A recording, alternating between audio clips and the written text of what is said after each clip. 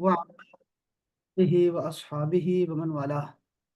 احباب، آپ سب دوستوں کا نہایت مشکور ہوں کہ آپ سب احباب ہماری دعوت پہ تشریف لائے۔ آج رمضان مبارک کا 12واں دن ہے، اور آج جمعرات کا دن ہے، اور یہ رمضان 1446 ہجری کا ہے۔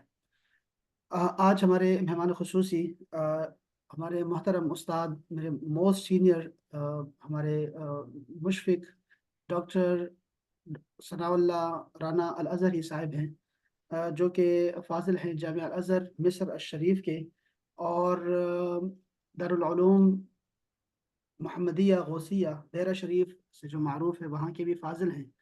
آپ اس وقت Al-Karam Islamic and Arabic institution Islamabad کے ڈائریکٹر ہیں، اور بحریہ یونیورسٹی اسلام آباد میں بطور ایسوسیٹ پروفیسر آج کل اسلامک اسٹڈیز ڈپارٹمنٹ میں اپنے فرائض سر انجام دے رہے ہیں۔ آج کا جو ہمارا موضوع ہے وہ ہے اسلامی مساوات اور عدل و انصاف کا تصور۔ اس حوالے سے انشاءاللہ تعالی ہم ڈاکٹر صاحب سے تفصیلی بات کریں گے، اور کچھ ہمارا طریقہ کار تھوڑا سا بدل گیا ہے۔ اب بجائے اس کے کہ ہم لوگ ٹاپک کے حوالے سے بریفنگ دیں اور اس میں جو ہے وہ وقت صرف ہو، ہم نے اب اس بریفنگ کو بھی ہم نے سوالات کی صورت میں ڈال دیا ہے۔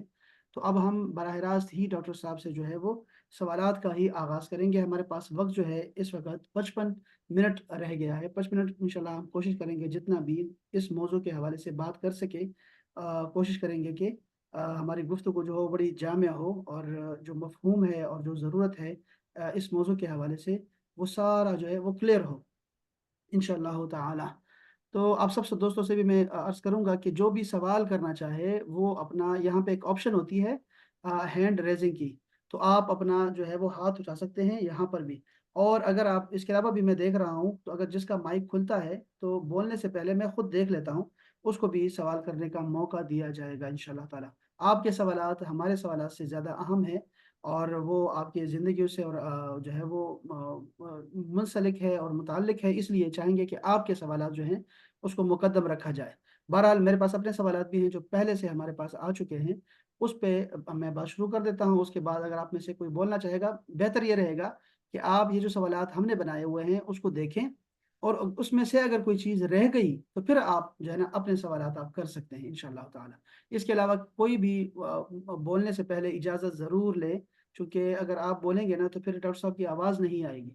تو میں باقاعدہ آغاز شروع کرتا ہوں اس کا، اور ڈاکٹر صاحب سے گزارش کروں گا کہ پہلے یہ جو ہمارا موضوع ہے اسلامی تصور مساوات اور عدل و انصاف، اس سے کیا مراد لیتے ہیں، اس کے حوالے سے بتائیے گا۔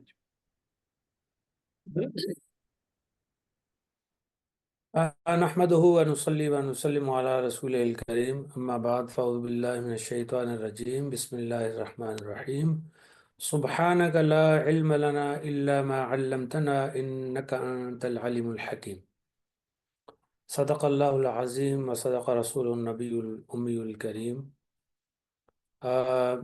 اللہ پاک کی حمد و ثنا اور حضور صلی اللہ علیہ وسلم پر درود و سلام کے بعد میں سب سے پہلے تو شکریہ ادا کروں گا اپنے انتہائی محترم کلیگ اور دوست بھائی اسد اللہ جان الازہری صاحب سے۔ ان کا شکریہ ادا کروں گا کہ انہوں نے یہ پلیٹ فارم مہیا کیا اور انہوں نے مجھے دعوت دی، اور سامعین سے بھی میں معذرت خواہ ہوں، اس سے پہلے بھی ہم نے کوشش کی تھی لیکن کچھ وجوہات کی بنیاد پر ڈیلے ہو گیا تھا یہ سیشن نا۔ تو اب ہم نے دوبارہ الحمدللہ اللہ پاک نے یہ توفیق دی ہے اور ہم آج اس کو شروع کر رہے ہیں۔ تو جیسا کہ سر نے جو سوال کیا ہے اس کا جواب اس حوالے سے یہ ہے کہ قرآن کریم کے جو تصورات ہیں ان میں سے ایک تصور یہ بھی ہے کہ معاشرے کے اندر مساوات ہونی چاہیے، عدل ہونا چاہیے۔ اس حوالے سے قرآن نے جو حکم دیا ہے، سورہ نحل کی آیت نمبر 90 میں اللہ تعالیٰ نے فرمایا ہے ان اللہ یأمر بالعدل والاحسان، کہ اللہ پاک حکم دیتا ہے عدل کا اور احسان کا۔ اب عدل کیا ہے اور احسان کیا ہے، ایک مثال سے آپ سمجھ سکتے ہیں کہ جیسے ایک مزدور ہے، اس کی ایک دن کی جو ہے وہ 2,000 روپیہ، مثلا پاکستانی روپیز میں 2,000 روپیہ فرض کریں ایک دن کی مزدوری ہے۔ مالک جو ہے وہ اس کو یا تو وہ 2,000 روپیہ دے یا پھر 2,500 یا 3,000 روپیہ دے۔ تو اگر وہ 2,000 روپیہ دیتا ہے تو وہ ہے عدل، کہ جتنی اس نے مزدوری کی جو طے شدہ تھا وہ، یہ ہے عدل۔ اچھا، احسان کیا ہے؟ احسان یہ ہے کہ مالک جو ہے وہ اس کو 2,000 کی بجائے 2,500 روپیہ دیتا ہے، یا وہ 3,000 روپیہ دے دیتا ہے۔ تو اوپر والے جتنے پیسے ہوں گے، 2,000 سے اوپر والے جتنے بھی پیسے ہوں گے، وہ 100 روپیہ ہے، 200 ہے، 400، 500، جتنا بھی ہے، وہ سارا احسان ہوگا۔ تو قرآن کے نقطہ نظر سے عدل جو ہے وہ یہ ہے کہ کسی کے ساتھ اس کی جتنا اس نے کام کیا اس کے مطابق انصاف کرنا، اور احسان یہ ہے کہ اس سے زیادہ اس کے حق سے زیادہ عطا کرنا۔ اسی لیے کہتے ہیں نا کہ اللہ تعالیٰ سے اپنا فضل و احسان مانگنا چاہیے، عدل نہیں مانگنا چاہیے، بلکہ فضل اور احسان مانگنا چاہیے۔ فضل اور احسان جو ہے وہ یہی ہوتا ہے کہ جتنا ہم نے جو کچھ کیا ہے، نیک اعمال کیے ہیں، اس سے زیادہ اللہ تعالیٰ ہمیں عطا فرمائے۔ ہم جو وہ انسان ہیں، مخلوق ہیں، ہمارے اعمال میں کمی ہو سکتی ہے، لیکن اللہ تعالیٰ کی عطا میں کمی نہیں ہو سکتی۔ اللہ تعالیٰ کی عطا واسع ہے، وسیع ہے، اس لیے ہمیں چاہیے کہ ہم احسان مانگیں، فضل مانگیں، عدل نہ مانگیں۔ تو بہرحال عدل جو ہے ہوتا ہے وہ یہ ہے، مساوات یہ ہوتی ہے کہ برابر کرنا، یعنی جو ہے وہ پلڑے دونوں برابر ہو جائیں۔ قرآن کریم میں ارشاد فرمایا اللہ تعالیٰ نے سورہ حدید کی آیت نمبر 25 میں، وَلَقَدْ أَرْسَلْنَا رُسُلَنَا بِالْبَيِّنَاتِ وَأَنزَلْنَا مَعَهُمْ الْكِتَابَ وَالْمِيزَانَ، کہ ہم نے رسولوں کو بھیجا دنیا کے اندر واضح دلائل دے کر، اور ان کے ساتھ ہم نے ایک کتاب نازل کی، اور ساتھ میزان بھی نازل کیا۔ میزان یعنی کہ ترازو جس کو ہم کہتے ہیں، ساتھ میزان بھی نازل کیا، مطلب کہ ہر چیز جو ہے وہ میزان کے مطابق ہو، برابر ہو، دونوں میں ہو کہ ایک پلڑا نیچے ہو، ایک پلڑا اوپر ہو۔ یہ جو ہے اسی کو وسطیہ اور الازہر یونیورسٹی کے اندر جو اس فکر کو زیادہ سے زیادہ سکھایا جاتا ہے، پڑھایا جاتا ہے، وہ اسی وسطیہ کو زیادہ جو ہے نا وہ بیان کیا جاتا ہے، اور قرآن کا یہ تصور دیا جاتا ہے کہ قرآن نے یہی کہا ہے کہ آپ نے ہر چیز کے اندر بیلنس قائم کرنا ہے۔ یہ عدل کا مطلب بیلنس قائم کرنا، اور احسان کا مطلب ہے اس بیلنس سے زیادہ آپ کو حق ادا کر دینا، کہ جتنا آپ کا حق بنتا تھا اس سے زیادہ عطا کر دینا۔ کمی، اس میں کمی نہیں ہونی چاہیے۔ اس میں جو فلسفہ ہے وہ یہ ہے کہ کسی کے حق کو ادا کرتے ہوئے کمی نہیں ہونی چاہیے، بے شک اس کا حق زیادہ دے دیں تو وہ بہت اچھا ہے، کمی نہیں ہونی چاہیے۔ تو یہی اس کا مفہوم ہے۔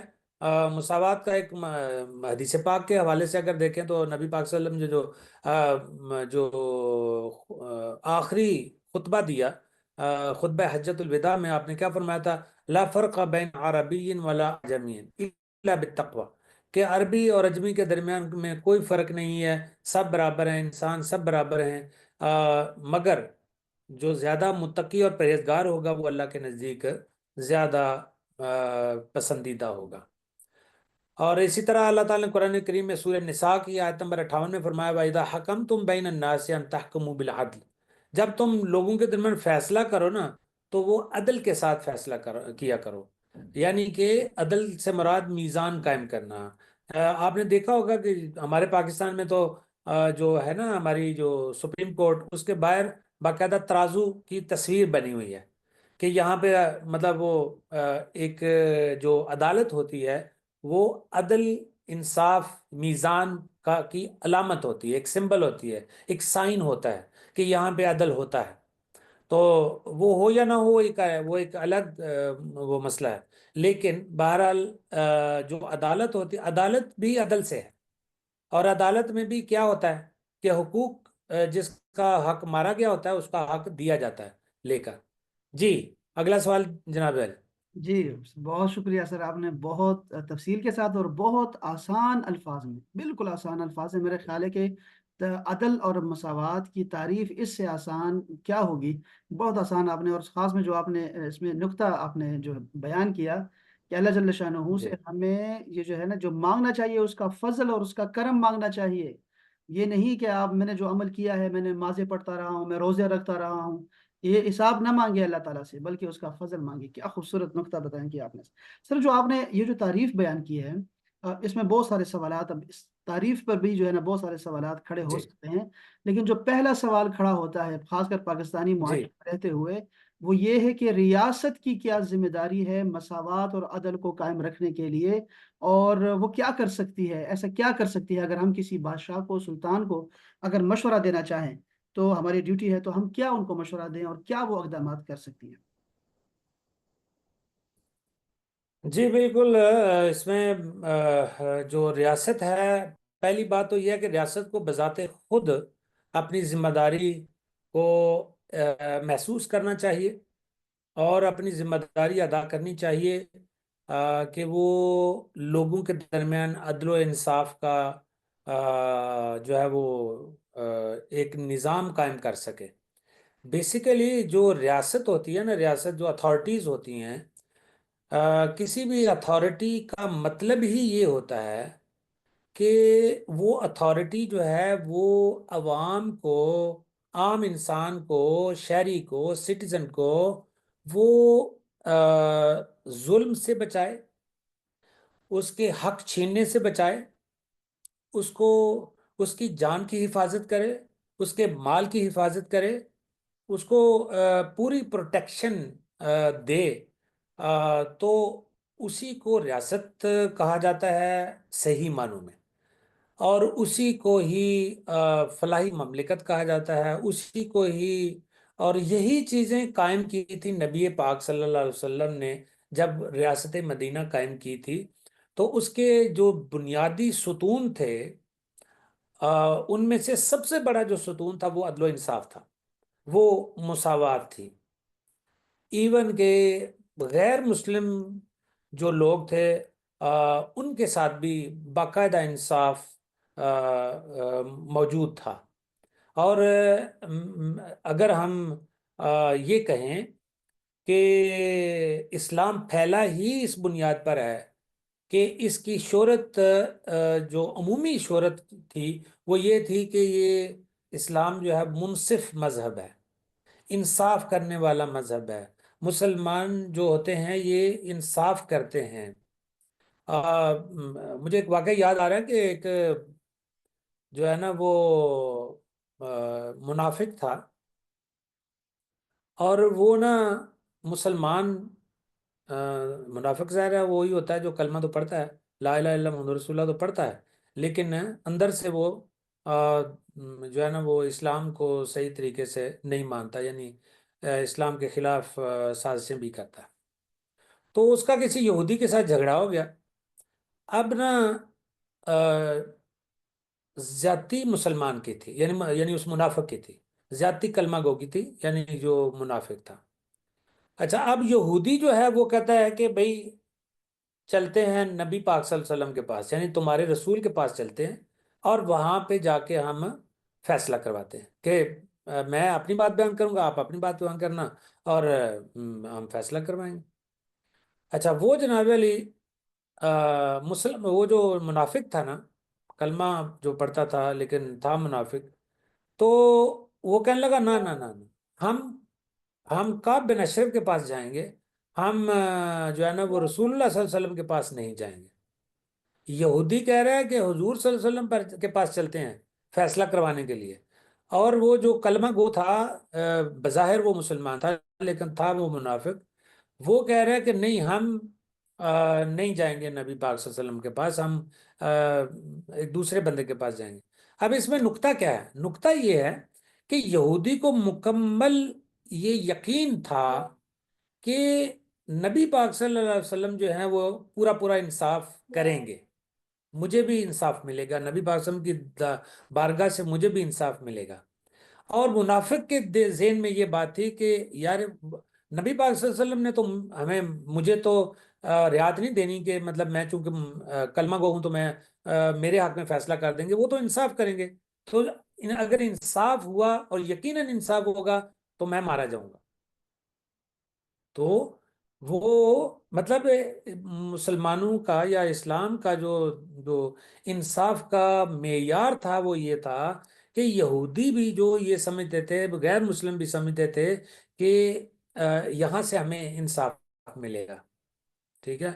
تو ریاست جو ہے بیسیکلی میں سمجھتا ہوں کہ ریاست کو نبی پاک صلی اللہ علیہ وسلم کا، اور واہ، خصوصاً مسلمان ریاست کو، ٹھیک ہے، مسلمان ریاست جو ہے اس کو خصوصاً وہ اسوہ حسنہ لینا چاہیے جو نبی پاک صلی اللہ علیہ وسلم نے دیا ہے۔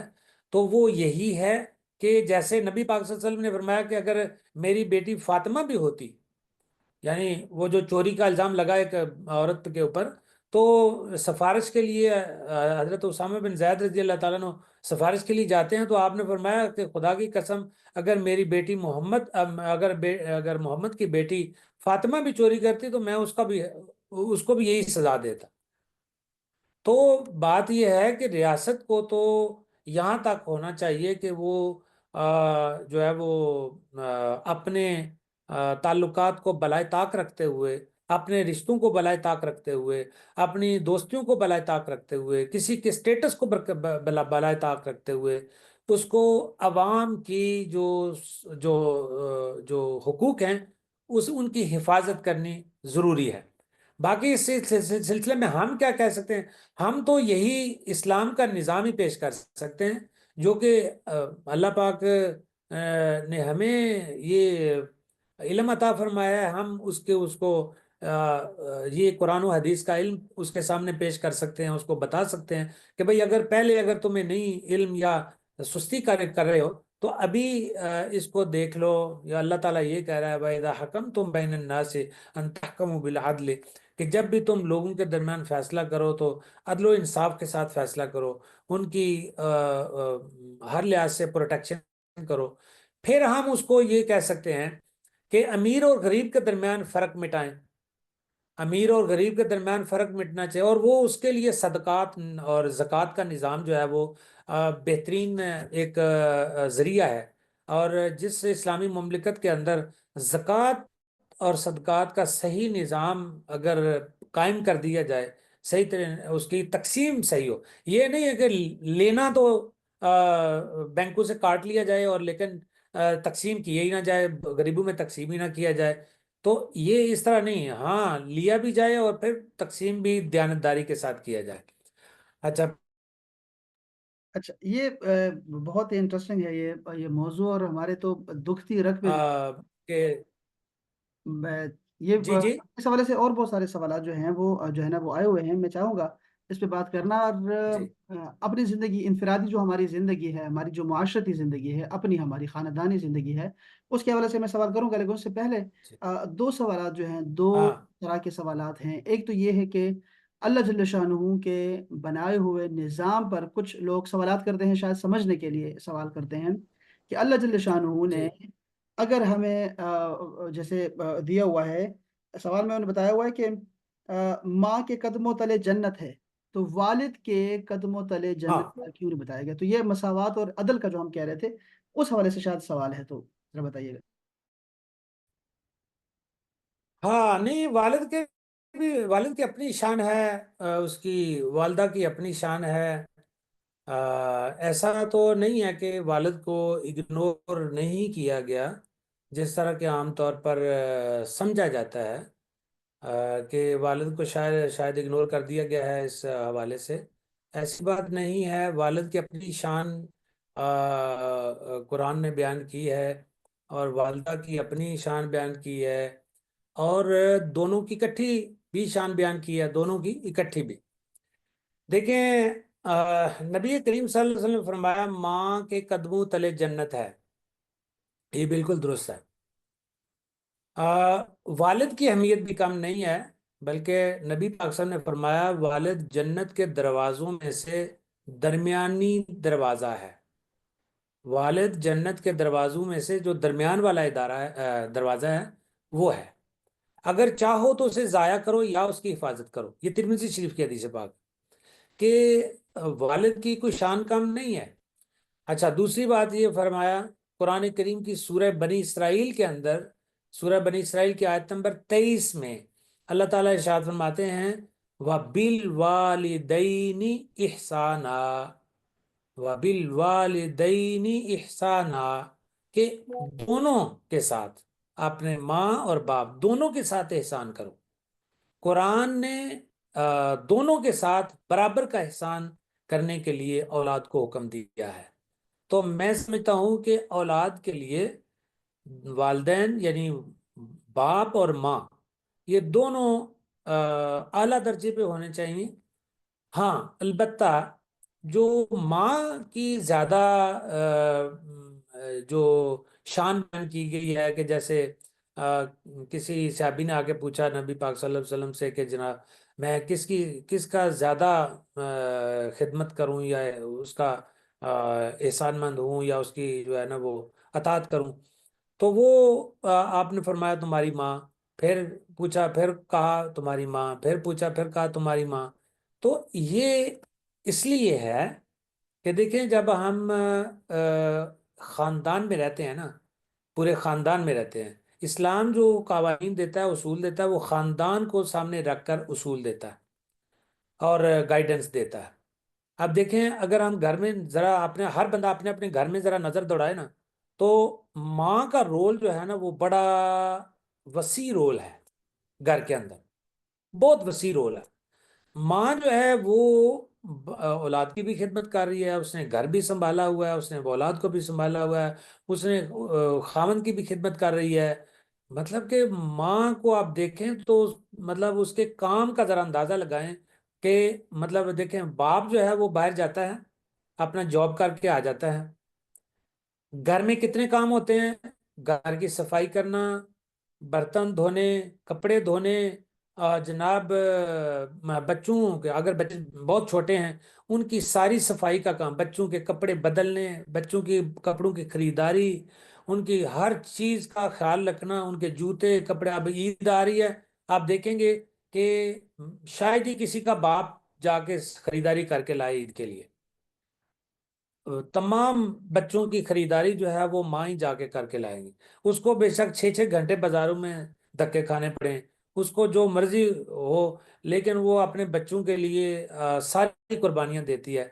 اور سب سے بڑی قربانی جو ہے نا والدہ کی اپنے بچے کے لیے، وہ اس کی پیدائش ہے. پیدائش کے ٹائم پر، بچے کی پیدائش کے ٹائم پر جو ماں کو تکلیف کے مرحلے سے گزرنا پڑتا ہے، اس کو بھی سامنے رکھ کر اسلام نے ماں کی شان زیادہ اس لیے بھی بیان کی ہے کہ ماں کا رول ہی ایک نرالا اور انوکھا ہے. باپ اس تکلیف سے نہیں گزرتا. بچہ جب پیدا ہوتا ہے تو جس تکلیف سے ماں گزرتی ہے اس تکلیف سے باپ تو نہیں گزرتا. ایک پہلی بات تو یہ ہے. دوسری پھر آگے پھر اس کی تربیت، اس کا سنبھالنا، اس کو رات کے وقت اگر وہ پیشاب کر دیا اس نے تو گیلی جگہ پر خود لیٹ جانا اور خشک جگہ پر اپنے بچے کو سلا لینا.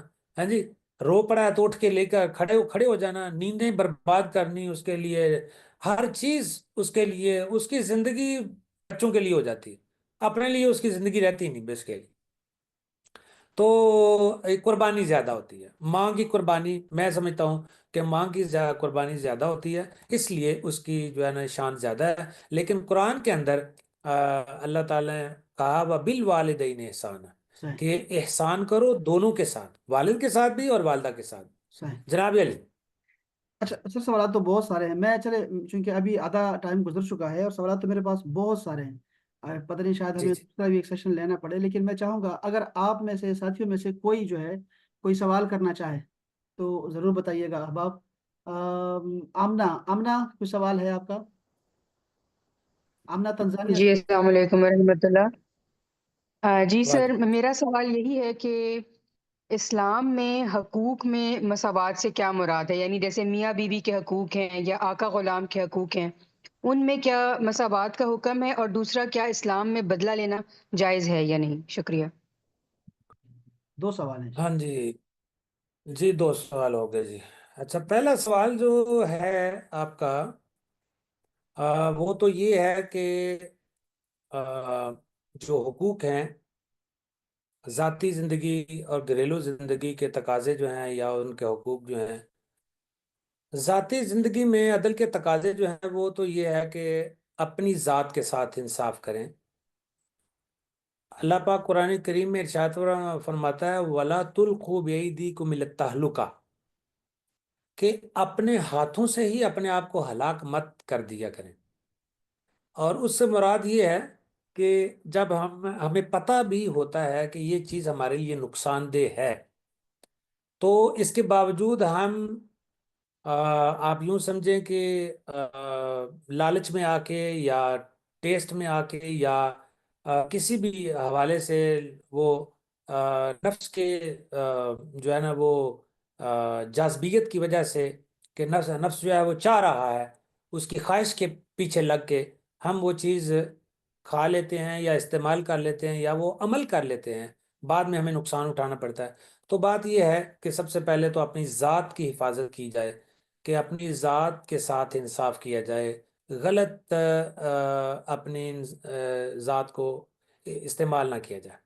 دوسری بات ہے وقت کی منصفانہ تقسیم، کہ آپ کو وقت بہت بڑی دولت دی گئی ہے، وقت کی اگر آپ منصفانہ تقسیم نہیں کریں گے، جیسے وہ عربی میں ایک وہ ہے ضرب المثل ہے، الوقت کالسیف ان لم تقطعه فهو يقطعك، کہ وقت جو ہے وہ ایک تلوار کی طرح ہے، اگر تم اس کو نہیں کاٹو گے تو وہ تمہیں کاٹ کے رکھ دے گا۔ تو اس لیے ہمیں جب ہم صبح اٹھتے ہیں تو ہمیں ایک 24 گھنٹے ہماری جھولی میں ڈال دیے جاتے ہیں کہ یہ لیں جی، آپ ان کو جس طرح آپ چاہیں گزارنا چاہیں گزاریں۔ تو اب ہمارے اوپر ہے کہ ہم اس کو پازیٹیو طریقے سے استعمال کرتے ہیں یا نیگیٹو طریقے سے استعمال کرتے ہیں ان 24 گھنٹوں میں۔ اچھا، پھر تیسری چیز جو ہے فیصلوں میں دیانت، ہم فیصلے جو کرتے ہیں اپنے ساتھ، وہ ان کے اندر دیانتداری سے فیصلہ کرنا چاہیے کہ یہ کیا یہ صحیح بات ہو سکتی ہے یا غلط ہے۔ پھر یہ ہے کہ حقوق و فرائض کی پہچان، اپنی ذات کے حقوق کیا ہیں، اپنے فرائض کیا ہیں۔ یہ نہیں ہے کہ صرف حقوق تو اپنے ہمیں یاد ہوں لیکن فرائض ہمیں یاد نہ ہوں، تو اس صورت میں بھی وہ بیلنس نہیں رہتا۔ اسلام نے بیلنس قائم کرنے کی کوشش کی ہے۔ گھریلو زندگی میں اگر دیکھیں تو اس میں سب سے پہلے اولاد کے ساتھ مساوات ہے، کہ آپ اپنے بچوں کو، سارے بچوں کو ایک جیسا ڈیل کریں۔ یہ نہیں ہے کہ لڑکوں کو زیادہ اہمیت دے دیں اور لڑکیوں کا کم دے دیں، کہ لو جی نہیں جی لڑکا تو بڑا وارث ہوتا ہے، لڑکا تو یہ ہوتا ہے تو لڑکا وہ ہوتا ہے، نہیں۔ گھر کے اندر بچی کو کبھی بھی یہ احساس نہ ہونے دیں کہ جو ہے نا وہ اپنے والدین کے نزدیک اپنے بھائی سے زیادہ کم تر ہے، نہ، بالکل۔ چیز لائیں برابر لائیں، جو بھی چیز لے کر آئیں سب کو برابر تقسیم کریں۔ فروٹ لائے ہیں، اگر کپڑے لائے ہیں وہ بھی برابر رکھیں، کہ ایک کے بہت مہنگے کپڑے لے آئے، ایک کے بہت سستے لے آئے، ایک کا بہت اچھا جوتا لے لیا دوسرے کا بہت کمزور جوتا لے لیا، نہ، اس طرح نہیں ہونا چاہیے۔ بالکل برابر سب کے ساتھ ایک جیسا سلوک ہونا چاہیے۔ رشتہ داروں کے ساتھ انصاف ہونا چاہیے، تمام رشتوں کو، بہن بھائی جو ہے وہ ماں باپ، سب کے رشتوں کو انصاف کے ساتھ نبھانا چاہیے، جس کا جتنا حق ہے اس کو ادا کرنا چاہیے۔ یہ ہم اصل میں ان چیزوں کا خیال نہیں رکھتے، اس وجہ سے ہماری گھریلو زندگی جو ہے وہ کیا ہو جاتی ہے، جو ہے نا وہ آگ بن جاتی ہے۔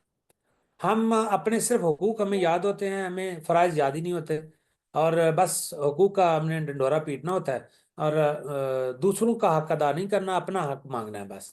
تو اس وجہ سے گھریلو زندگی جو ہے وہ خراب ہو جاتی ہے۔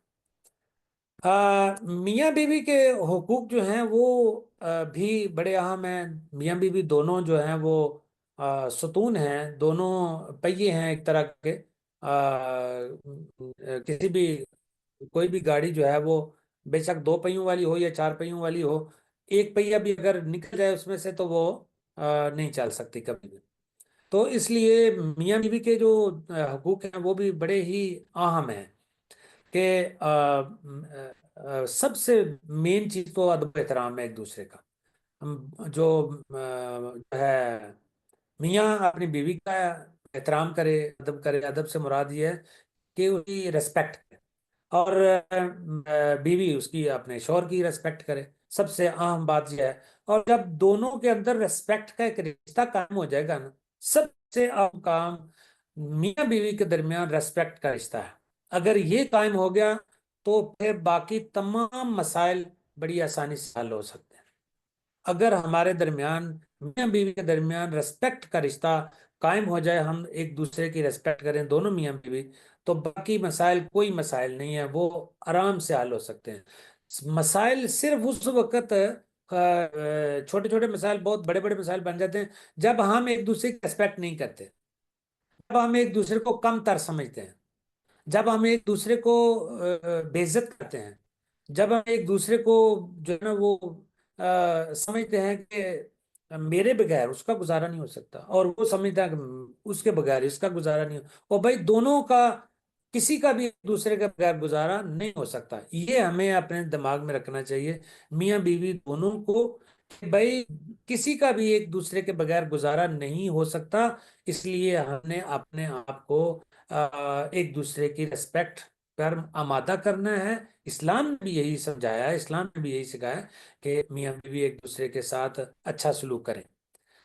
باقی مسائل کوئی نہیں، اگر اور کوئی سوال ہوا تو میں آپ کو جواب دوں گا، لیکن ابھی اگلے سوال پہ چلتے ہیں۔ جی انشاءاللہ بدلہ لینے کی اجازت، بدلے جی کی ٹھیک۔ بدلہ لینے کی اجازت جو ہے وہ ہے ہم، سورہ نحل کی آیت نمبر 126 میں اللہ تعالیٰ نے فرمایا کہ اور اگر تم بدلہ لو تو اسی قدر لو، یعنی جتنا کسی نے زیادتی کی ہے، جتنی تمہیں تکلیف دی گئی، لیکن اگر تم صبر کرو تو یہ صبر کرنے والوں کے لیے بہتر ہے۔ یعنی 2 آپشن ہے ہمارے پاس۔ اگر کسی نے زیادتی کی ہے تو ایک تو آپشن یہ ہے، قرآن دیتا ہے کہ جتنی اس نے زیادتی کی ہے اتنی ہی آپ زیادتی کر لیں، اور دوسرا آپشن ہے کہ آپ معاف کر دیں، صبر کر لیں۔ اچھا، اس میں ایک پوائنٹ ہے، بدلہ لینے میں ایک پوائنٹ ہے۔ صوفیاء کرام فرماتے ہیں، بزرگان دین فرماتے ہیں کہ اگر آپ بدلہ لیں گے نا تو اس میں ایک پرابلم پیش آ سکتی ہے۔ اگر آپ نے خیال نہ کیا تو ایک اور پرابلم کھڑی ہو جائے گی۔ وہ یہ کہتے ہیں کہ ایک بندے کو فرض کرو، ایک بندے نے تھپڑ مارا، اب جتنی تکلیف آپ کو ہوئی، جس کو تھپڑ پڑا جتنی تکلیف اس کو ہوئی، اب اس نے اگر بدلہ لینا ہے تو دوسرے کو تھپڑ مارنا ہے نا۔ فرض کرو اگر اس نے جو تھپڑ مارا اس کو، یعنی تھپڑ کھانے والے کو زیادہ تکلیف ہوئی تو پھر آپ نے عدل تو نہ کیا نا۔ آپ بظاہر تو تھپڑ ہی مار رہے ہیں، لیکن اس تکلیف کا جو معیار تھا وہ اونچا ہو گیا، جتنی تکلیف آپ کو ملی اس سے زیادہ آپ نے اس کو تکلیف پہنچا دی، تو عدل نہیں کر سکیں گے آپ، مشکل ہو جائے گا آپ کے لیے۔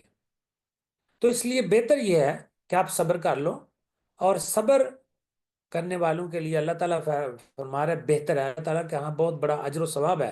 اللہ تعالیٰ کے ہاں ایک تو یہ ہے کہ اجر و ثواب ملے گا اللہ تعالیٰ کی طرف سے، دوسرا معاشرے کے اندر مزید فساد نہیں پھیلے گا، ٹھیک ہے نا۔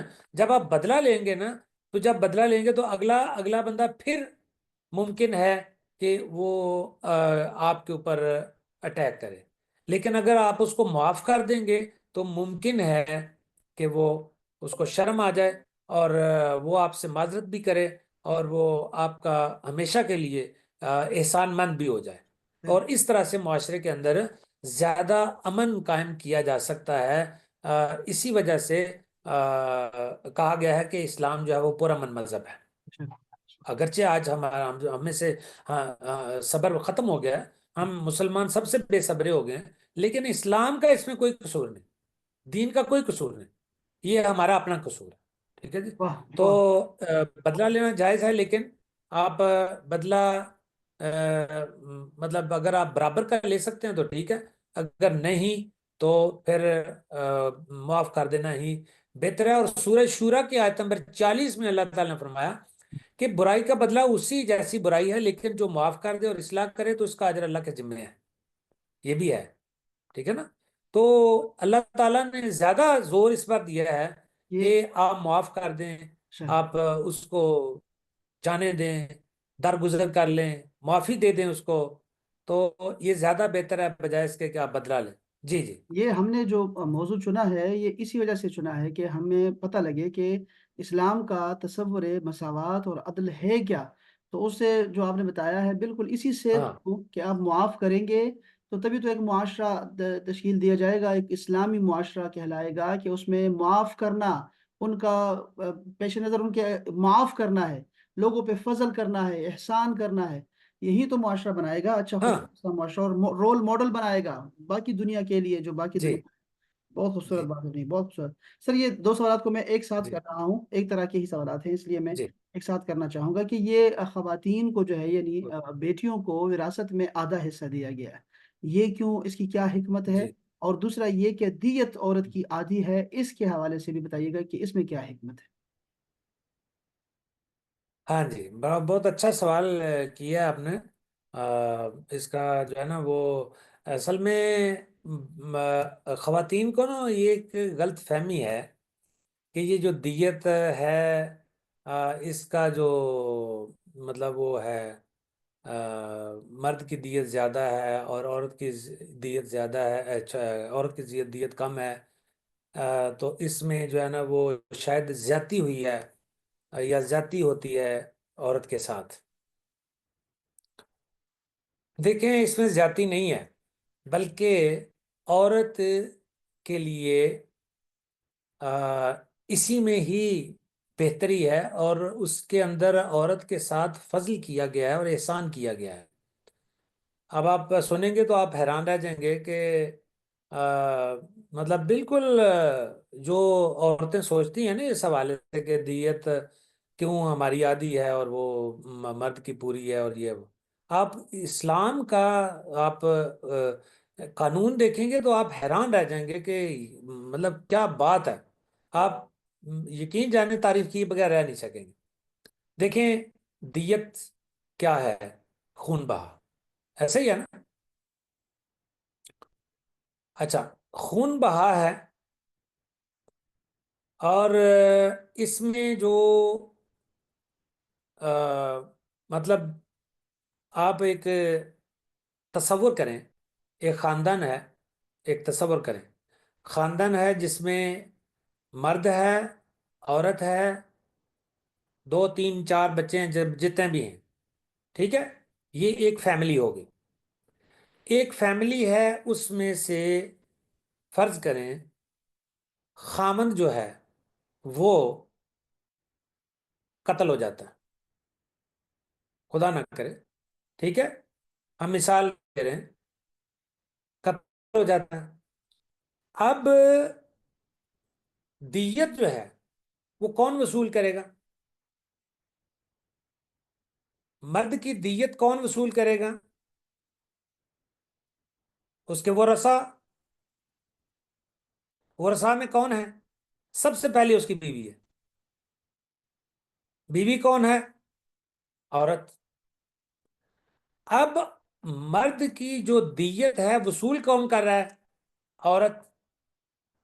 اس جو وہ دیت جو زیادہ رکھی گئی ہے اسلام میں، اس کا فائدہ کس کو ہو رہا ہے؟ عورت کو۔ اچھا آپ دوسری طرف آ جائیں، عورت اگر قتل ہو جاتی ہے، اس کی دیت کون وصول کرے گا؟ مرد، اس کا خامند۔ اچھا خامند کون ہے؟ وہ مرد ہے۔ عورت کی دیت کم ہوگی زیادہ ہوگی؟ مرد کے مقابلے میں کم ہوگی نا؟ تو اب مجھے آپ یہ بتائیں کہ اسلام نے عورت کے ساتھ احسان کیا ہے یا زیادتی کی ہے؟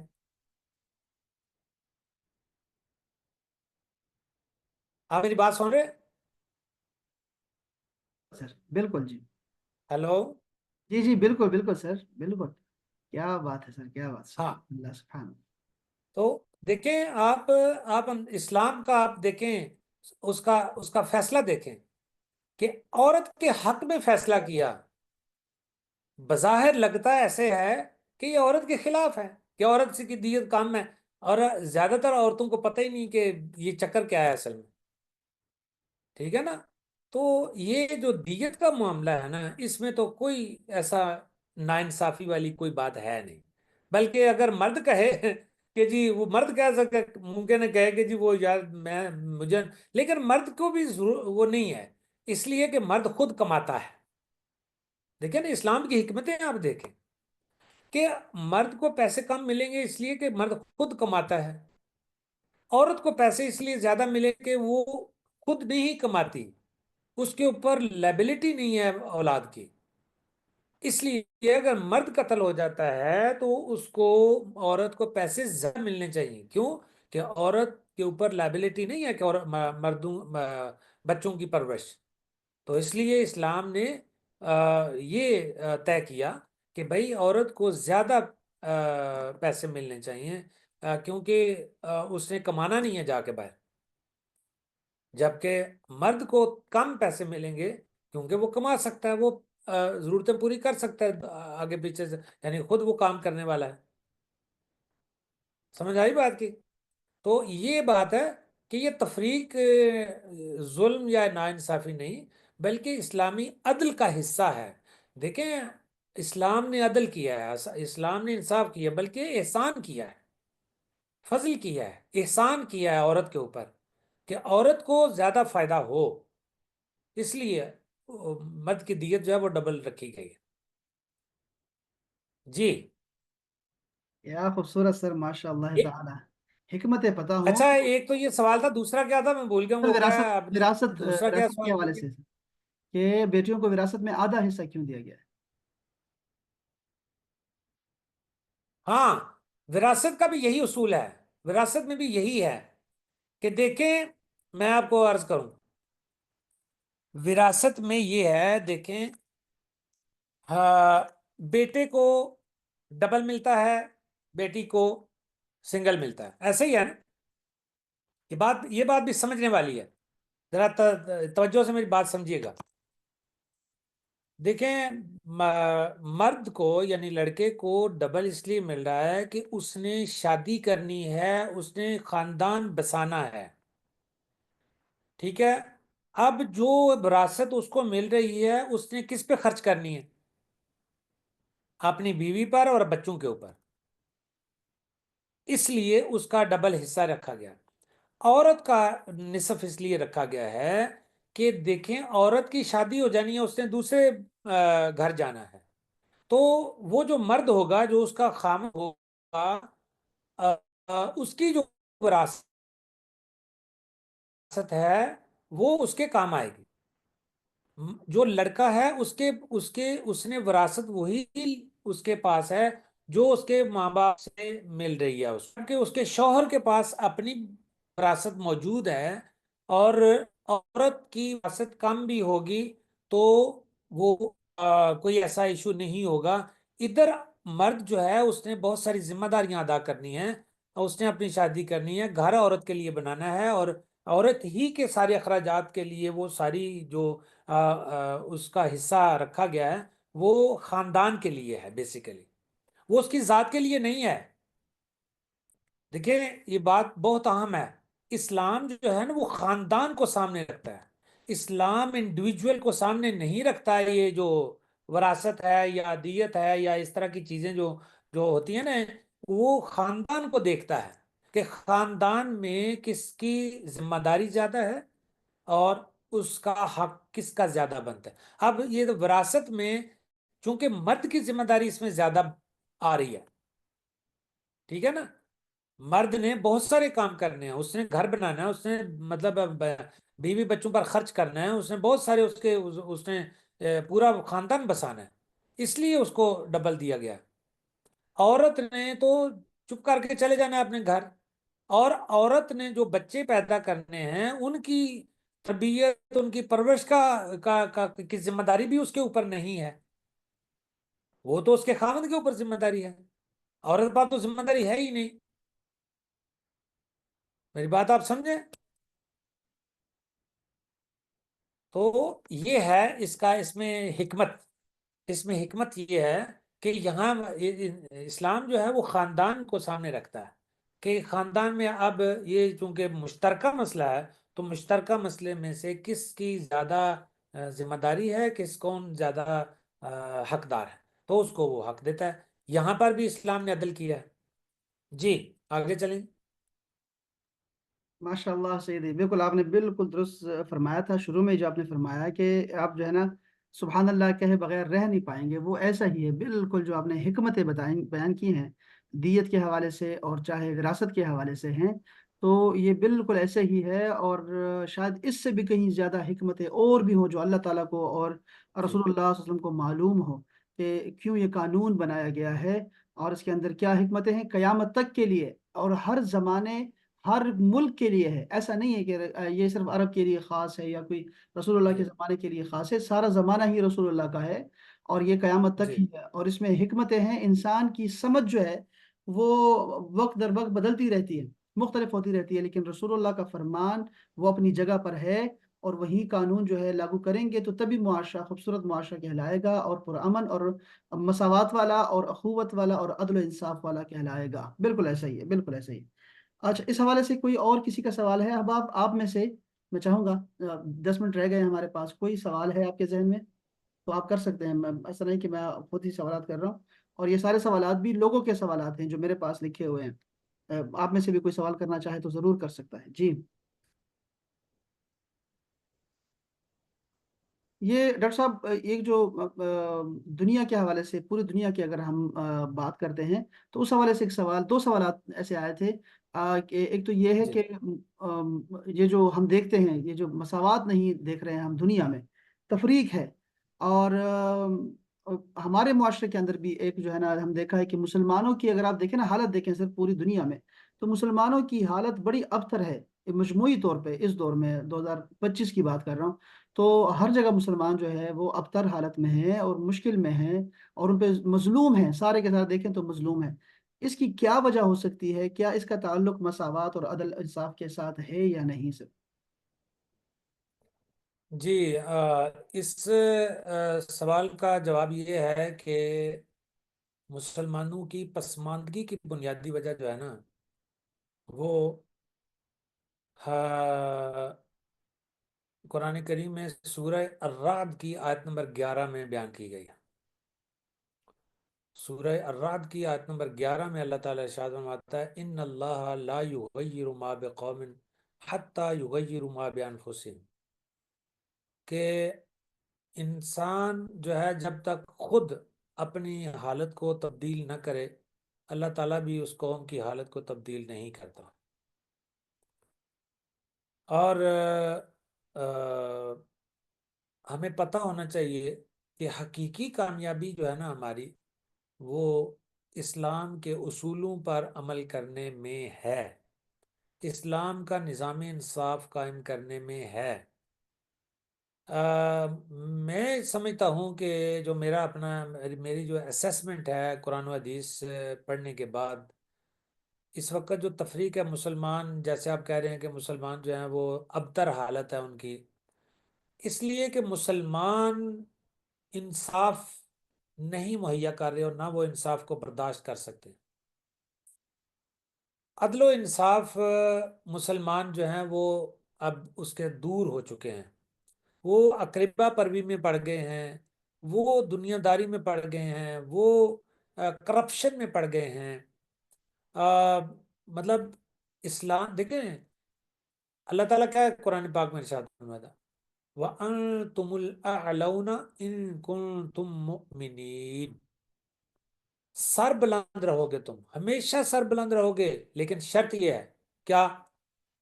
وَأَنْتُمُ الْأَعْلَوْنَ إِن كُنْتُم مُؤْمِنِينَ، اگر تم اللہ اور اس کے رسول کے احکامات پر مکمل طور پر عمل کرنے والے ہوگے. مسلمان بھی نہیں کہا، مومن کہا کہ آپ کا ایمان جس کے دل میں رچ بس جائے اس کو مومن کہتے ہیں. ٹھیک ہے نا؟ تو جب تک ہم وہ نہیں سٹیج اپنی لے کے آتے تب تک ہم اب تک کی حالت رہے گی ہماری، زبوں حالی رہے گی، زوال کا شکار رہیں گے ہم، کیونکہ اسلام کے اصول اٹل ہیں۔ دیکھیں جن صدیوں میں مسلمانوں نے ترقی کی ہے، 7ویں صدی عیسوی سے لے کر 12ویں صدی عیسوی تک، ان صدیوں کے اندر مسلمانوں نے انصاف قائم کیا ہے، عدل قائم کیا ہے، عدل و انصاف کا اعلیٰ معیار دیا ہے، تب جا کے یہ اتنی بڑی بڑی سلطنتیں اور جو ہے نا وہ دنیا کا ایک بہت بڑے رقبے پر مسلمانوں کی حکومتیں قائم ہوئی، اس لیے کہ مسلمان جو ہیں وہ انصاف کو سامنے رکھتے تھے۔ لیکن آج ہم زوال کا شکار اس لیے ہیں کہ آج ہم اپنے گھر میں انصاف نہیں کر پاتے، دور کی بات ہے، وہ جو عدالتوں کی بات ہے وہ تو دور کی بات ہے نا، ہم اپنے گھروں میں انصاف نہیں کر پاتے، اپنی اولاد کے ساتھ انصاف نہیں کر پاتے، اپنی بیوی کے ساتھ انصاف نہیں کر سکتے، بیوی اپنے خاوند کے ساتھ انصاف نہیں کرنا چاہتی، خاوند بیوی کے ساتھ انصاف نہیں کرنا چاہتا، اور والدین اولاد کے ساتھ انصاف نہیں کرنا چاہتے۔ کتنا ہمیں سکھایا جاتا ہے انصاف کریں انصاف کریں، کوئی اسکول کے اندر کوئی تعلیم دی جاتی ہو، کوئی کالج کے اندر ہماری تعلیم دی جاتی ہو، یونیورسٹی کے اندر کوئی اسپیشل ہمیں انصاف کا کوئی لیسن دیا جاتا ہو، کوئی کتاب ہو ہمارے اس میں نصاب میں، کہ کوئی نہیں۔ اور ہمارا سسٹم آپ دیکھ لیں کہ کس طرح ہم، جب تک ہم پریکٹس پہ نہیں آئیں گے، اسلام کو پریکٹس پہ نہیں لائیں گے، تب تک ہم زبوں حالی کا شکار رہیں گے، زوال کا شکار رہیں گے۔ تو دیکھیں اب دوسری قومیں جو ہیں، جو آپ نے فرمایا کہ دوسری قومیں جو ہیں وہ آگے بڑھ گئی، وہ آگے کیوں بڑھ گئی؟ انہوں نے اسلام کے اصول لے لیے۔ اب وہاں پہ انسانیت کی جو قدر و قیمت ہے، کیا مسلمان معاشروں میں وہ قدر و قیمت ہے انسانیت کی؟ نہیں ہے۔ تو پھر اصول اسلام کا اصول کس نے اپنایا؟ جس نے اپنایا فائدہ بھی اسی کو ہوگا۔ مسلمان صرف دیکھیں، مسلمان کلمہ پڑھنے سے اللہ تعالیٰ کے قوانین نہیں چینج ہوتے، یہ نہیں ہے۔ اللہ تعالیٰ انصاف کرتا ہے، اللہ تعالیٰ انصاف کرتا ہے کہ جو محنت کرے گا اسی کو ملے گا، جو محنت نہیں کرے گا اس کو نہیں ملے گا، یہ اللہ تعالیٰ کا قانون ہے۔ اور اللہ تعالیٰ نے مسلمانوں کو تو پہلی وحی نازل کی تھی، اقرا بسم ربک الذی خلق، اقرا بسم ربک الذی خلق، پڑھو اپنے رب کے نام سے، کہ تم نے دنیا میں جو بھی کام کرنا ہے نا، اپنے رب کو مت بھولنا۔ ہم آج رب کو بھول چکے ہیں، تو کیسے تباہی نہ آئے؟ ہم نے پہلی آیت ہی کو امپلیمنٹ نہیں کر پا رہے ہم، اقرا بسم ربک الذی خلق، پڑھو اپنے رب کے نام سے جس نے پیدا کیا انسان کو۔ تو بات تو یہ ہے کہ ہم نہیں نا اس طرف آ نہیں رہے، اس لیے ہم ان لوگوں نے اسلام کے اصول پکڑے ہیں، ہم نے وہ اصول چھوڑ دیے ہیں۔ ہماری ساری دنیا، پاکستان کے سارے لوگ جاتے نہیں یو کے میں، کیا دیکھتے ہی ہیں سب کچھ، واپس آ کے پھر اسی طرح کرپشن کرتے ہیں۔ ادھر وہ دیکھتے ہیں کہ دیکھ کے آتے ہیں کہ ہر ایک کا حق ادا ہو رہا ہے، لیکن یہاں پہ پھر آگے وہی کام کرتے ہیں۔ یہ سارے وہیں کے پڑھے ہوتے ہیں، امریکہ اور یو کے پڑھے ہوئے، آج ادھر ہمارے اوپر حکومتیں کر رہے ہیں سارے، وہاں پہ رہ کے نہیں آتے، دیکھ کے نہیں آتے کہ کیا وہ کس طرح سسٹم چلا رہے ہیں، اور ان کا آپس میں رابطہ نہیں ہوتا، حکومتوں کا ایک دوسرے کی حکومت کے ساتھ رابطہ نہیں، سب کچھ دیکھتے نہیں ہیں، لیکن نہیں نافذ نہیں کرنا چاہتے، امپلیمنٹ نہیں کرنا چاہتے، ان کی طرح نہیں وہ کرنا چاہتے، بس اپنے کرپشن، یہ اس نے بھی جھولی بھر لی، اس نے بھی جھولی بھر لی، اس نے بھی جھولی بھر لی، وہ جھولیاں نہیں بھرتے نا، وہ ریٹائر ہوتا بندہ، صدر بھی ریٹائر ہو تو اس کے پاس ایک گھر ہوتا ہے بس، اور کچھ بھی نہیں ہوتا، یہاں پہ پتہ نہیں کیا کیا ہوتا ہے۔ تو یہ مسائل ہیں ہمارے ساتھ، ہم جو ہے نا وہ نام کے مسلمان ہیں، کام کے مسلمان نہیں ہیں، اس لیے ہم زوال کا شکار ہوں گے، اور جب تک ہم اپنے آپ کو درست نہیں کریں گے ہم زوال کا شکار رہیں گے۔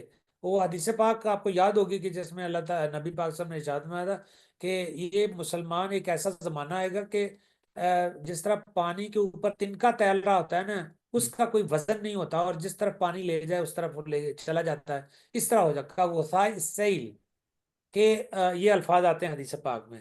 اور صحابی نے پوچھا کہ یا رسول اللہ صلی اللہ علیہ وسلم کیا اس زمانے میں مسلمان کم ہو جائیں گے؟ تو آپ نے فرمایا نہیں، مسلمان زیادہ ہوں گے لیکن ان کا ویٹیج کم ہو جائے گا، ایمان کم ہو جائے گا۔ آج ہمارا ایمان کمزور ہو گیا، ہم عدد میں تعداد میں بڑے ہیں، زیادہ ہیں، لیکن ایمان ہمارا بہت کمزور ہے۔ ایمان کے لحاظ سے ہم بہت ہلکے ہیں، بہت ہلکے ہیں۔ تو یہ جو ترازو پہ جو قیامت والے دن اعمال تولے جائیں گے نا، تو وہ کامیاب ہوگا جس کے اعمال بھاری ہوں گے۔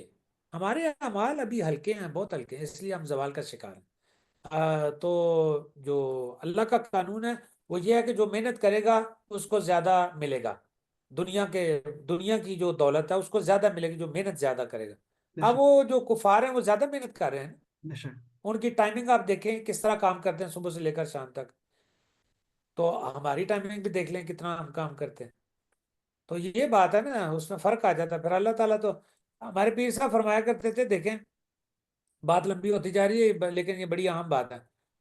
پیر کرم شاہ صاحب رحمۃ اللہ علیہ، آپ نے فرمایا کہ آپ نے کسی دور میں واشنگٹن لائبریری جو ہے نا وہ وزٹ کی تھی، جی تو آ کے فرمایا آپ نے فرمایا کہ واشنگٹن لائبریری میں اتنی کتابیں ہیں کہ پورے عالم اسلام کی لائبریریوں کو اکٹھا کر کے ان کی کتابوں کو گنا جائے نا، تو اس سے زیادہ ایک امریکہ کی ایک واشنگٹن لائبریری میں زیادہ کتابیں ہیں۔ تو مطلب کیا ہے، آپ فرماتے ہیں کہ دیکھیں ہم یہ تو بڑی آسانی سے کہہ دیتے ہیں کہ وہ راج کر رہے ہیں، وہ رول کر رہے ہیں دنیا کے اوپر، لیکن ہم یہ نہیں دیکھتے کہ انہوں نے محنت کتنی کی ہے۔ آپ فرماتے تھے کہ یو کے اور یو ایس اے کے بازاروں کو مت دیکھیں، ان کی لائبریریوں میں جا کے دیکھیں۔ اگر ان کی جو برتری ہے نا، اگر اس کا راز دیکھنا ہے نا، تو اس برتری کا راز آپ کو لائبریریوں میں ملے گا، ریسرچ سینٹرز میں ملے گا، ان کے اسکالرز کی ریسرچ کے اندر ملے گا کہ وہ کیا کر رہے ہیں، ریسرچ کیا کر رہے ہیں، اور ہماری ریسرچ پہ دیکھ لیں گے ہم کیا کر رہے ہیں۔ تو وہ فرماتے تھے کہ وہ اس لیے آگے ہیں اللہ کا یہی قانون ہے کہ جو زیادہ علم حاصل کرے گا اس کو قیادت دی جائے گی، یہ اللہ کا قانون ہے۔ جو علم میں آگے زیادہ بڑھے گا قیادت اس کے پاس ہوگی۔ تو اگر آج مغربی دنیا کے پاس قیادت ہے تو اس کے پاس علم زیادہ ہے۔ جب ہمارے پاس قیادت تھی تو ہمارے پاس علم زیادہ تھا۔ 7ویں صدی عیسوی سے لے کر 12ویں صدی عیسوی تک جو مغربی دنیا ہے وہ جہالت کے اندھیروں میں ٹامک ٹوئیاں کھا رہی تھی۔ ہارڈورڈ یونیورسٹی کا جو پہلا وائس چانسلر بنا تھا وہ اسپین کی یونیورسٹی کی، اندلس اس وقت نام تھا، مسلمانوں کی وہ ریاست تھی، اور اس کی یونیورسٹی سے پڑھا ہوا ہارورڈ کا پہلا وائس چانسلر بنا تھا۔ جی ہاں جی، تو اس لیے قیادت اس کو ملے گی، یہ اللہ کا قانون ہے، قیادت اس کو ملے گی جو آگے نکلے گا علم کے اندر۔ ٹھیک ہے، ہم جب علم میں آگے تھے ہمیں قیادت اللہ تعالیٰ نے عطا کی، آج ہم علم میں پیچھے چلے گئے ہیں، وہ آگے نکل گئے، اللہ تعالیٰ نے قیادت ان کو دے دی، بس بات ختم۔ جی اللہ اکبر اللہ اکبر۔ سر آج کا جو سیشن تھا، یہ والا سیشن، یہ بڑا ہی لاجواب مثالی سیشن تھا ہمارا، جس کے آغاز میں ہم نے اللہ اور اس کے رسول کے احکام میں مساوات اور عدل و انصاف کے جو حکمتیں ہیں اس کی وہ دیکھی ہم نے، جی اور ہمارے جو ہے وہ دلوں کو ایمان کی جو لذت ہے وہ ملی، حلاوت محسوس ہوئی ہمیں۔ اور اس کے بعد ہم نے عورتوں کے حقوق پہ اور اللہ تعالیٰ نے جو فضل اور کرم فرمایا ہے خواتین پر خاص کر، اس کے بارے میں ہم نے بات کی۔ اور آج کے سیشن میں بھی ہمارے جو ہے خواتین 15 سے 16 کے قریب جو ہے خواتین دنیا کے مختلف ممالک سے شریک ہیں، اور اس کے علاوہ جو مرد حضرات ہیں ان کی تعداد دیکھیں تو 4-5 جو لوگ ہیں وہ تشریف لائے ہمارے سیشن میں، پاکستان سے بھی اور باہر سے بھی۔ تو خواتین کا جو جذبہ ہے دین کے ساتھ، علم کے ساتھ، وہ بالکل قابل تعریف ہے، اور وہ بہت زیادہ ہے مردوں کے مقابلے میں۔ اللہ تعالیٰ ان کے علم میں اور فضل میں اللہ تعالیٰ اور اضافہ فرمائے۔ اور سیشن کے آخر میں ہم نے یہ دیکھا کہ جو مسلمانوں کی حالت ہے اس پہ ہم نے مرثیہ بھی پڑھا، اس کے بیماری کا بھی ہم نے تشخیص کی، اور پھر اس کے علاج کے متعلق بھی ڈاکٹر صاحب نے بہت تفصیل کے ساتھ بتایا۔ ڈاکٹر صاحب محترم آج ہمارے ساتھ تھے ڈاکٹر ثناء اللہ رانا الازہری صاحب، جو کہ فاضل ہے جامعہ الازہر مصر کے، اور آج کل جو ہے وہ بطور director Al-Karam Islamic and Arabic institution Islamabad کے فرائض سر انجام دے رہے ہیں۔ ساتھ میں ہی بحریہ یونیورسٹی اسلام آباد میں اسلامک ڈپارٹمنٹ میں ایسوسیٹ پروفیسر بھی ہیں۔ ڈاکٹر صاحب محترم، آپ کا میں نہایت مشکور ہوں، آپ کا بہت بہت شکریہ۔ اللہ تعالیٰ آپ کو جزائے خیر عطا فرمائے، اللہ تعالیٰ آپ کے صحت میں، آپ کے مال میں، آپ کے حال میں، آپ کی اولاد میں برکت عطا فرمائے، اللہ تعالیٰ آپ کو عمر خضر عطا فرمائے۔ آپ چونکہ بیمار بھی ہیں اور ہم نے مہینہ پہلے ڈیسائیڈ کیا ہوا تھا کہ ہم ایک سیشن کریں گے آپ کے ساتھ، لیکن چونکہ آپ کو جو ہے وہ خاص اللہ تعالیٰ کرم ہے کہ اللہ پاک نے آپ کو زندگی عطا فرمائی، اور اللہ تعالیٰ مزید آپ کو صحت عطا فرمائے کامل، اور تام جو ہے آپ کو شفا کامل عطا فرمائے آپ کو، اور اللہ تعالیٰ ہم سب کو گھروں میں بھی جو بیمار ہیں اللہ تعالیٰ سب کو شفا کاملہ عاجلہ عطا فرمائے۔ ڈاکٹر صاحب آپ کا بہت شکریہ، اور تمام شرکاء کا، خواتین و حضرات سب کا بہت بہت شکر گزار ہوں، سب کا بہت شکریہ۔ اللہ تعالیٰ سب کو جزائے خیر عطا فرمائے۔ السلام علیکم ورحمۃ میری طرف سے بھی بہت بہت شکریہ آپ کا بھی، اور تمام آڈینس کا بھی، کہ انہوں نے بڑی صبر کے ساتھ میری گفتگو سنی، اور آپ نے بھی ماشاءاللہ ہمارا ساتھ دیا، اور انشاءاللہ آئندہ بھی انشاءاللہ یہ آج آپ ہم کے نے ساتھ تھوڑا ہیں، ہمیں بڑی سا خوشی ہم نے ہوتی ہے۔ یہ رمضان کی مصروفیت کی وجہ سے خواتین کی مصروفیات ہوتی ہیں گھر میں، تو ہم نے اس لحاظ سے پھر اس کو جی تھوڑا جی سا کم جی، رکھا ہے۔ انشاءاللہ بالکل انشاءاللہ رمضان کے بعد بھی آپ ٹھیک، کے ساتھ سیشن جاری رہیں گی۔ ہم چونکہ آپ سے انشاءاللہ چاہتے ہیں کہ آپ سے استفادہ کریں انشاءاللہ تعالیٰ، تو یہ ہماری اللہ سیشن جو پاک ہے خوش جاری رہیں گی انشاءاللہ تعالیٰ۔ بہت شکریہ۔ جزاکم السلام اللہ، علیکم بہت ورحمۃ اللہ تعالیٰ بہت وبرکاتہ۔ وعلیکم السلام ورحمۃ اللہ وبرکاتہ۔